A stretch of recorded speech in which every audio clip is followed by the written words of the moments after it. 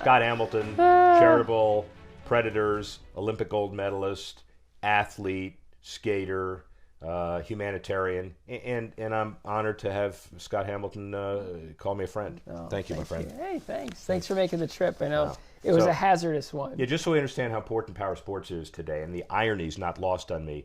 So this is a multi-Olympic gold medal champion, and he can't get out of his house because the ice is too. Well, it's no four-wheel drive cars, and in Nashville, you know what? It's a great excuse to stay home and be with family. Yeah, and the leverage was, of course, that we're here. Yeah. I mean, it's not the other way around. So no, it was easy. Some of us had to tell why both of us. So off to the Olympics. Excited about Korea? Yeah, it's going to be exciting. You know, it's there's you know, the events are going to be beautifully skated. Competition is going to be really interesting. All four disciplines are going to be competed well. Yeah, I'm excited. The ladies' competition, you know, Medvedeva has looked unbeatable.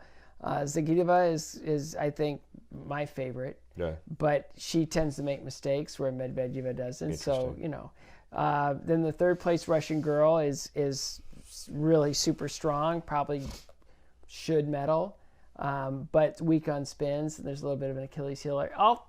The two of the three Russians have sort of an Achilles heel, a little bit. But you know, it'd be really exciting to see where America fits in with this new young team. On the ladies' side, on the men's side. Okay. Ooh, I don't know, maybe. Yeah. You know, it's hard to say. Yeah, that's why they skate, right? That's why we hold the event. Yeah. And you never know how it's going to go. Men's side, Nathan Chen looks like he could medal. He's up against, you know, these powerhouses that have proven themselves time, you know, second Olympic cycle. So it'll be really interesting to see where he fits in when you put them all on the same ice and the same warm-up and the same, you know, apples to apples scoring system on the night. It'll be really interesting. But I think he's got a shot. I mean, outside shot for gold, but I would expect him to medal. You're in the dynamics. We'll talk about all your philanthropic, charitable, learn to skate, Predators, all of that world, and it's a substantial world. But NBC also asks you to be current on Olympic stars. It just means a lot more work for you, right? But you are current, but you're also doing other things. Well, I love skating. You know, I love skating, and I love to watch it. I love to, you know, follow it. I love to, you know, I don't feel 100% comfortable prognosticating as far as, you know, each event and how it all works. That doesn't stop lesser intellects in other sports, by the way, just so as we know. I know we all have an opinion, right? But it's like, I love to watch it. I love to promote it. I love everything about skating. It's given me the life that I have today, and I kind of get it, you know, from a really specific point of view. And you know, again, it's just a phenomenal sport, an industry that needs a lot of help right now. But it's a great sport, very popular. It's the anchor sport of the Olympics, and it's always fun to go and witness history. Well, let's talk about that anchor sport of the Olympics and the business. Judging, athleticism, recruiting, commercialization, media, a lot of things to talk about. How is the business of skating at 30,000 feet? You know, it's getting better. I think it's hit its lowest point. I think it's on its way back up again. If you look back to the World Championships that were held in Boston, Massachusetts, it was to the rafters. And it was like the good old days. You know, they always talk about the good old days where every single nationals we set another attendance record. And you know, this one was, you know, Boston knows how to do skating. They just get it. They did a great nationals. They did a great world championships. They just did our biggest Skate to Eliminate Cancer fundraiser we've ever had, by like more like quadruple almost. So Boston is kind of a breath of fresh air for skating. And I think that when you look at what's happening in LA, what's happening in Colorado, what's happening in Boston as far as coaching and as far as excellence, what you see happening a little bit in Chicago and Florida. You know, we've got some phenomenal training centers that are going to start pumping out good skaters, and hopefully we'll have one of those right here in Nashville sooner than later. Good segue.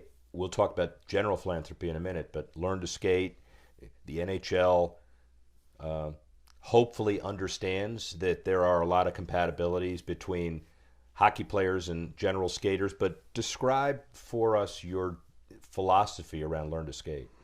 Well, I got into skating through a Learn to Skate program at Bowling Green State University, and the main thing I remember about it was just me and 150 other kids having a blast for 4 hours. And you know, I remember that my parents had to threaten me to get me off the ice. I just didn't. I want to be on the ice all the time, and that's the environment I want to create, or that I have created with our leadership of Paul, Trujillo and Danny Butler, who's managing the rink. I mean, when we started this, Danny, who's managing the rink, felt like, yeah, we have to have a learn to skate. We just, it's kind of rink management 101. What he didn't anticipate was, I think, how much he fell in love with our learn to skate. Yeah. Because, when you put a hockey player on the ice, you get one skater, and then you get kind of parents fighting in the stands a little bit, Yeah. Right. When you put a skater into learn to skate, you eventually get the entire family into learn to skate. They become more invested in the facility. You create a whole community of every age level of skater, whether they want to pursue hockey or figure skating, recreational skating, or just get involved with the rink or the skating club or the hockey programs. It's creating this brand new community of people that have everything in common, and they just love to celebrate ice. And the Predators are the pioneer, but this will be a nationwide template around the NHL, and you're the pioneer of that. Well, I mean, your mouth to God's ears. Yeah, right. But, I think that what we've created is really unique, and it's really, we've got over 450 kids right now on Learn to Skate. We have over 150 3-year-olds. You know what that's like? It's cats in a bathtub, but it's so much fun.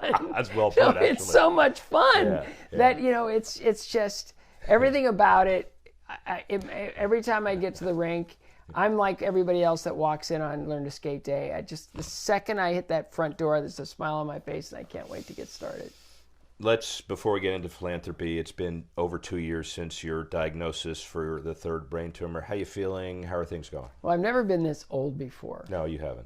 And I've seen, we played golf before, so that's clearly. And I've never been this bad at golf before either. But, it's, I stay vigilant. I tell everybody else, to stay vigilant, know what's going on with your body, understand, when something says something to you, act on it right away. And with this one, I've just sort of felt compelled to keep an eye on it and clean up my diet, clean up my exercise routine, clean up my life so that, I'm stronger to kind of battle it however I have to. And, so far, miraculous things. God gets all the glory on this one. Miraculous things are happening where, craniopharyngioma, the nature of the brain tumor is it just grows into things and creates all kinds of mischief. This one's shrunk the last 2 scans, and no one can explain it. So, again, my faith tells me that the Lord is sparing me for another day, whatever that is, and I'm going to try to be obedient. Well, I will tell you, from as spiritual as I can muster, you're too important to get taken away from us. So you better continue to be healthy and kick some butt. Well, I'm working on it. Again, we're all works in progress, and some of us are better than others. We're all works in progress.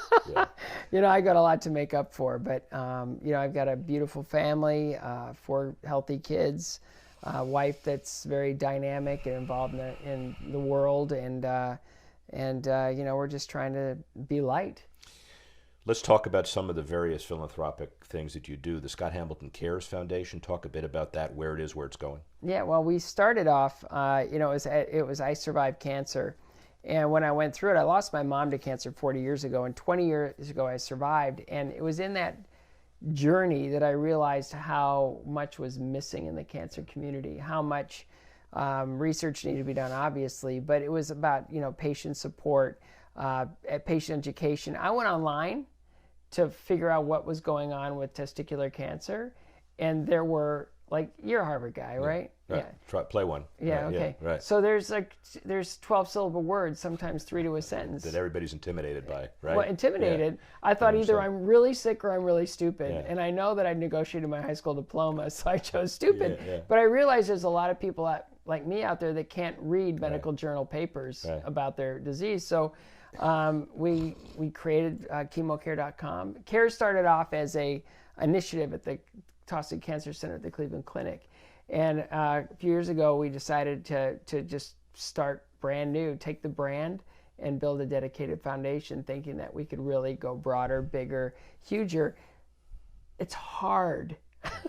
Foundation work is really hard, but every year we've been able to grow. Every year we've been able to pay our bills. Every year we've been able to make a contribution. This year is the biggest one we've made. So every year we're growing and we're building our base and we're setting a solid foundation. And we're really trying to fund the future of cancer treatment options. But you also evolve specific programs that allow different kinds of people to participate, like Skate to Eliminate. What's that all about? Skate to Eliminate Cancer is the brainchild of Nadia Kogler, who is a rank manager in Knoxville, Tennessee. Wow. And when we launched CARES, we were based out of Knoxville.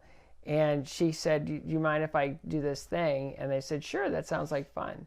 And so she put together this peer-to-peer fundraising program, like a 5K or a marathon or a bike race, on ice. And she invited all their skaters to sign up and raise money through their email accounts and family and friends. And she raised in one afternoon $8,000. So it's like, okay, you're going on staff, and we're going to build this program. And so from that very first Skate to Eliminate in Knoxville, that was sort of almost like a flash fundraiser, Boston just did over $160,000 in an evening event. And it was spectacular to visit Boston Children's, where I was a patient, to visit Mass General and to see the work they're doing in cancer, and to benefit Dana-Farber Cancer Institute, which is like, my goodness, the granddaddy of them all, and to really start getting involved with these different cancer centers, holding fundraisers in their towns that benefit them directly, and to take this model nationwide with the help of U.S. Figure Skating has been an amazing growth opportunity, and it's really given us our really foundation of our income. Paid political announcement, but one of my Harvard buddies was there, and we talked about him. He said he's stoic, but he was moved to tears, and his family was by what you did and how you did it. Well, it was amazing. We had, these kids that would go out and raise, $1,000, $2,000. One girl raised over $10,000. Yeah.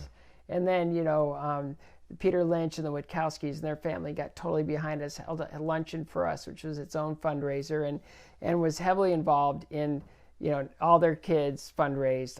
It was just an amazing thing, and just the leadership was just phenomenal, and how they got behind it. They said they're going to go ahead, they're going to just put it on the pass line, and I say I can't come to every one unless you raise over $25,000. And they go, we're going to commit to that right now. And then they had a meeting, and they're like, holy cow, how are we going to do this? Yeah, well, and then in 7 days they raised $25,000, and so they kept upping it, and finally they just started, just sort of putting up more thermometers because they broke past every single fundraising goal they made. Which is a relevant point to your history in this. So you're one of the first celebrities to make a commitment to the Make-A-Wish Foundation as early as '97, and a lot of it was because of your own personal health issues, but a lot of it, I assume, is because you saw how much of a difference you could make in international philanthropy over the past 20 years. Well, I learned a lot from Make-A-Wish. When we started Stars on Ice, our very first corporate sponsor was Discover Card. Yeah.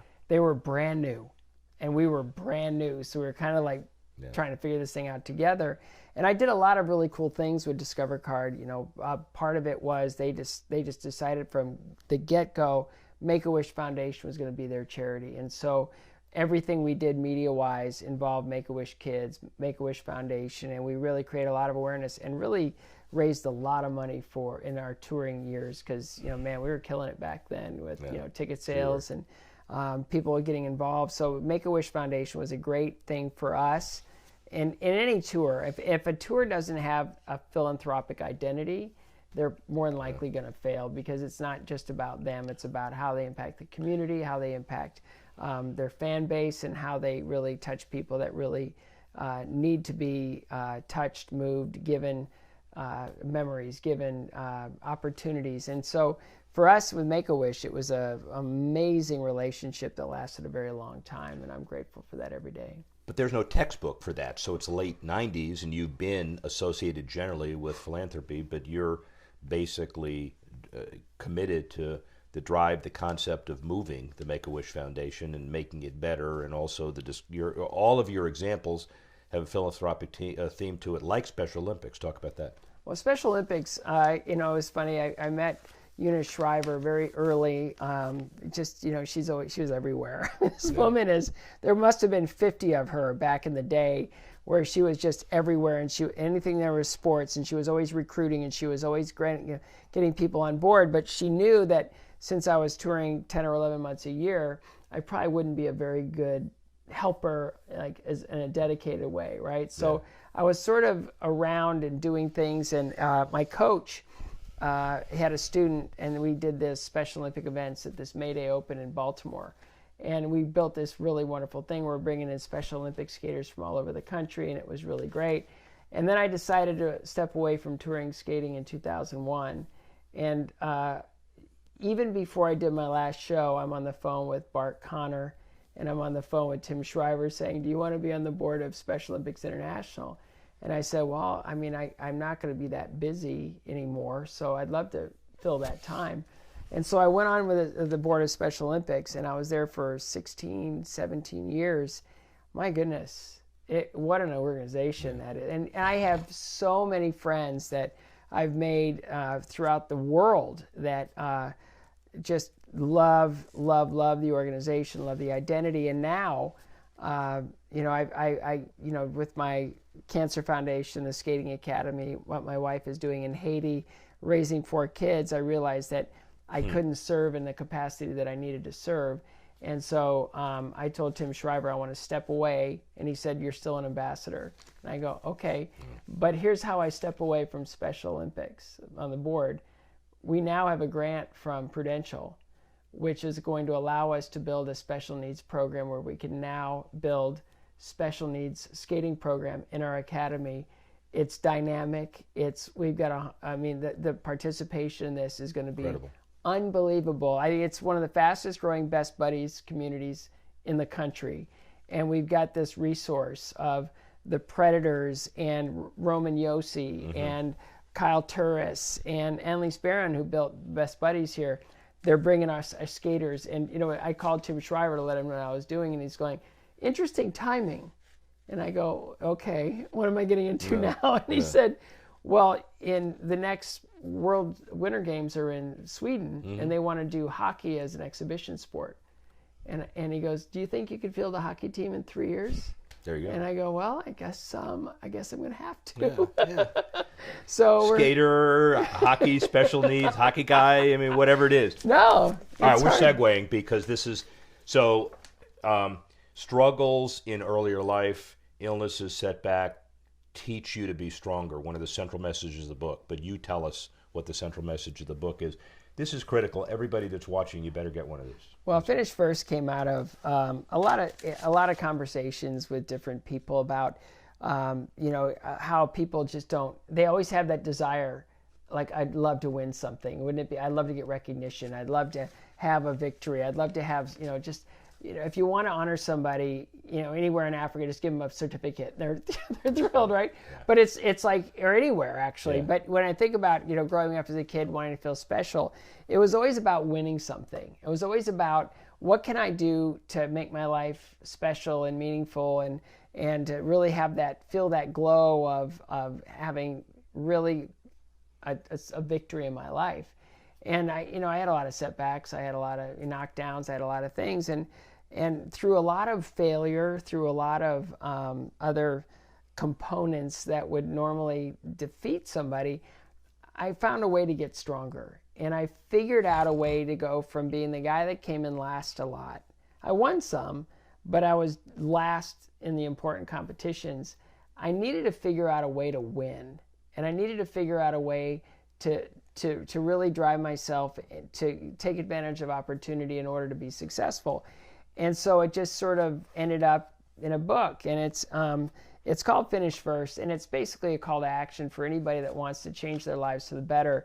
It's an argument for and a guide to being the best you can be. And it's about creating a platform of a lot of small victories to have that big victory right there in front of you. And it's in many ways it's counterculture because we live in a participation trophy society.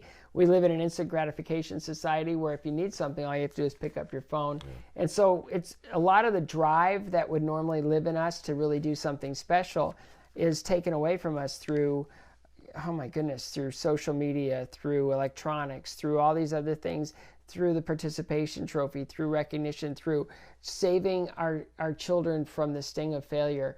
It's like failure, if you look at a recipe or a pie chart for success, failure is the largest single ingredient. In writing this, I figured out that from my first steps on the ice all the way to my last year as a professional, I fell down 41,600 times. Got up every time. Got up 41,600 times. And in that, I learned how to survive cancer. I learned how to survive all kinds of setbacks and issues in my life. And so the idea of Finish First is really just a book about how to take ownership of where you are, how to take an accounting of what your qualities are, what your talents are, to really identify your purpose, and then doing everything you can to answer that purpose. And my goodness, it can be anything from being, graduating college, to being a CEO of a company, to winning a competition, to being the best parent you can be, to, it has so many applications in athletics, academia, business, parenting, personal excellence, that I really truly believe that the second part of the title, Winning Changes Everything, is really apropos, because once you feel that victory, once you understand victory, then you crave it, and you understand that there's a process in order to get there, and there's a process that prevents you from getting there. 1972, you went to the national championships. You fell 5 times. You finished last. And you're quoted, "Looking back, I can't help but think about how important all of this losing was in terms of preparing me for my future success." You just made the comment, make it again, about how applicable this book is to everybody, not just a skater, not just a sports person. Well, I mean, you learn through failure. You learn through, sometimes it stings, sometimes it physically hurts. Yeah. A lot of times it emotionally has spiritually has its setbacks. But all of that is a strengthening thing, because, again, once you get used to falling down and getting up, you realize that the getting up is the next opportunity, is the next, it allows the next good thing to happen. So if I hadn't had those massive failures, early in my career, I watched so many of those kids that won those competitions. For them, that was their destination, and they just didn't really want to go any further than that. For me, it was like my chin stuck out a little bit, and then I kept kind of going back to my losing ways. I struggled with consistency. And then all of a sudden, I got to a point where it's like, what if I do it this way instead of that way? And then I see the benefits. What if, like, when I fell on my hip, like probably 300 times, to the point where it was swollen from just above my knee to just above my waist with a floating cyst? What if I get that cyst taken out and now it hurts too much to fall on that hip, so I'm just not going to fall on it anymore. It's just, I'm going to start landing stuff. So failure teaches us, if that's the worst thing that can happen, I'm still here. Let's get busy, and let's make sure that doesn't happen again. And if it does, learn from it. And if it happens again, learn from that. And then pretty soon you're going to start building that muscle in your brain that you're extremely resilient, and you're able to face the next thing with courage and a great deal of tenacity. You also write, the number one predictor of whether you'll be a winner is if you decide to be one. What do you mean? It's a personal choice. I mean, there's lots of things that go into it. It's showing up every day. It's outworking other people. It's making easy choices. It's it's being accountable. It's being committed. It's keeping your eye on the prize. There's this path to victory, and here it is. Here's your lane.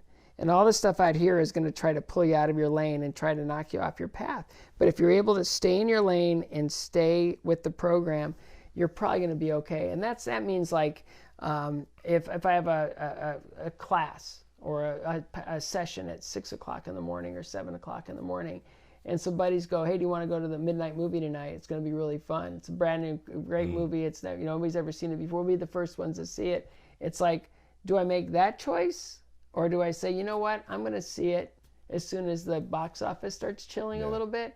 I'm going to make a decision to be rested for my class or my session, and then I get more out of it. And then you get consistent with those decisions, and my goodness, it changes everything. It does apply to everybody. So my question is, why can't you putt better? I am now. Seriously? Yeah. Okay. And I'm a good playing putter. better? Yeah, You're playing better? I'm not playing better, but I'm a better putter because I've just decided to let putter? the ball do the work. Oh, good. Wow. Listen, ladies and gentlemen, I've seen it. We don't have time for a golf lesson, okay? And I think you'd be net disappointed. Lesson. The bottom line is, 5 years from now, where are you? 5 years from now, I want to have an Olympic level skating program where we're building these skaters toward the Olympics. I want to have at least advanced, 3 or 4 or 5 proven treatments, in immunotherapy and targeted therapies to help people live their lives more legitimate and longer without the sting of chemotherapy. I'd love to have CARES have offices all over the country where we're able to help people one-on-one with their challenges and their issues, possibly in proton centers around the country, which is a really precise form of radcare.org. A really precise form of radiation that doesn't expose you to the secondary cancers and all the other toxicities of traditional radiation. There's a million things I'd like to be doing in 5 years. I know that in 5 years, 2 of my 4 kids will have launched, so I'll be, kind of half emptiness. Yeah, that'll Quarter. be. I'll be. My heart will be a little bit broken, but at the same time, They come back. I just want to be healthy and active in 5 years. That's the first thing, and that's up to me to stay in my lane and work out every day. But the biggest part is to see the Skating Academy grow into what I know it can be, and for CARES to become, a big dog in the cancer community, and grow our programs, grow our understanding and influence in the cancer research space, and to make an impact, for those that are fighting for their lives. Oh, is that all? That's it. I love you. Thank you. Thank you. Thank you.